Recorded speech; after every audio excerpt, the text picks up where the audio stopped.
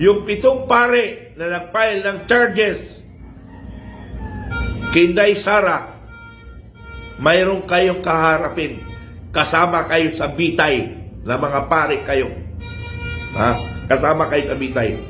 Kakampi kayo ng demonyo. Anong klase kayong pare? Kakampi kayo ng demonyo? Saan ba nyo kinuha yung pagkademonyo ninyo? Naniwala kayo? Yes, sabihin natin, nagkurap. Bakit? Si Inday Sara lang ba nagkurap? Hindi pa nga napatunayan, sabihin yung kurap. Andyan na ang kurap, ang pamumunuan ng ating Pangulong Marcos. Tambalos-los. First Lady. Anyway, hindi naman binoto si First Lady, kaya wala siya sa kwan. Pero kasama sa lilitisin ang buong pamilyang Marcos ng taong bayan. Kaya kayo, Tuadcom, may panahon